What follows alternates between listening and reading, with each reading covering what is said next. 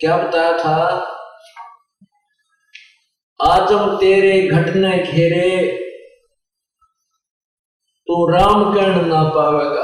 अंत समय में जो भक्तिहीन प्राणी होता है, जो परमात्मा को याद नहीं करता, पूर्ण संत से उपदेश नहीं लेता, तो मरता है। उस समय यम के दूत कुछ समय पहले आ जाते हैं उसके पास।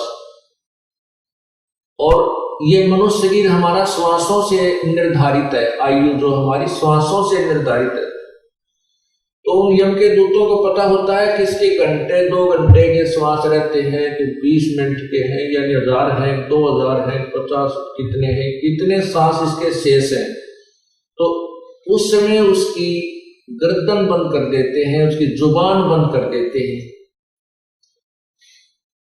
वो बोल नहीं सकता। क्योंकि यदि अंत समय में वो भगवान ने याद कर जाए तो उसको राहत मिलती है।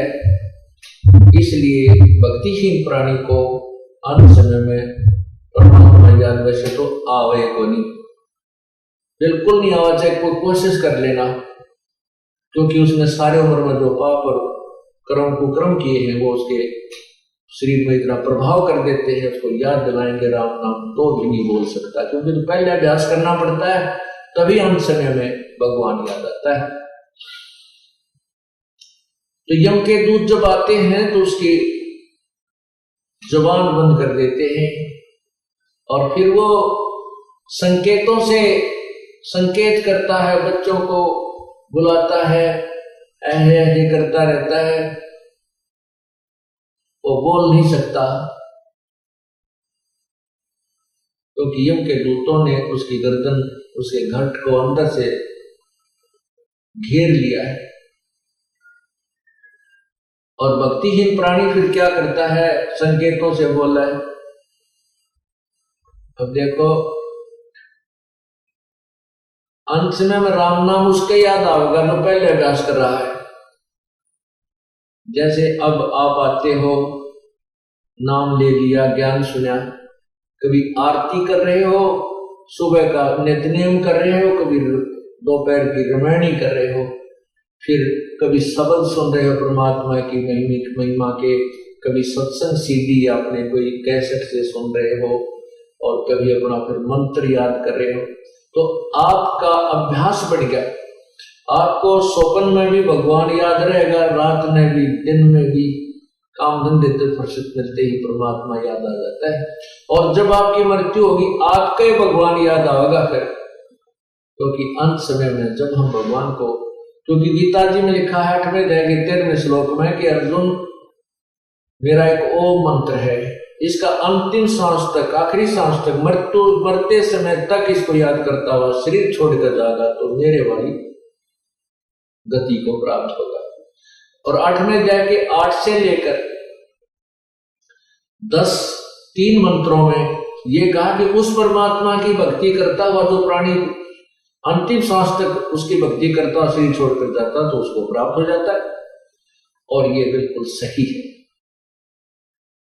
परमात्मा कहते हैं राम नाम रटते रहो, राम नाम रटते रहो जब तक घट में प्राण।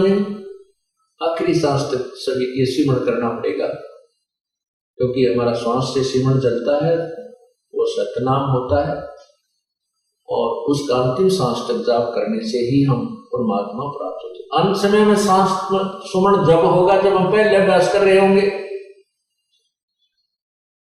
अब जैसे कोई दिन में केले बेच रहा रेडी पर, सारा दिन करता, ले लो 10 के 20, 10 के 20, 10 के 12 के 8, 12 के 8, बढ़िया।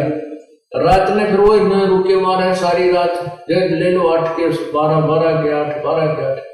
तो जैसा उसने दिन में अभ्यास किया ऐसा ही रात में। एक समय हम पढ़ा करते छोटे छोटे 5वीं 6वीं 4थी में, हमारा एक चाचा था दूसरे दादा का, वो बोला था कि किसी के भी आकर रात में दिन में वही खाना खा लेता हुए सो जाया करता। वो बाजरे का रुखाला जाया करता, बाजरे का रुखाला जाते थे। चिड़िया बहुत परेशान करती है, बाजरे को खाती है, उनको सारा दिन रुखवाले ने ऐसा करना पड़ता, हर हर कर लो, कोई को फटकना रखते थे, गोफिया वो छोड़ते थे, कुड़का आवाज लगाते थे, तो दिन में वो 1-2 महीने पक्का अभ्यास हो जाता हर करूंगा। वो एक दिन हमारे हम ऊपर पड़ रहे थे, गर्मियों के दिन होते हैं वो, तो वो आके वहां सो गया, हम अपना पढ़ रहे थे, वो एकदम जोर तो उठा, हम भी डर गए, वहां क्या हो गया, हमने उठाया, वहां चाचा क्या हो गया तेरे, और मैं उठ कर देखने लगा, जो बोला मन ने सोचा मैं वहां खेत में बाजरे और खाली कर रहा हूं, चिड़िया आ गई वो खा रही है, उनको भगा रहा था हुर्र करके। अब दिन में हुर्र करेगा तो रात में हुर्र याद आएगी।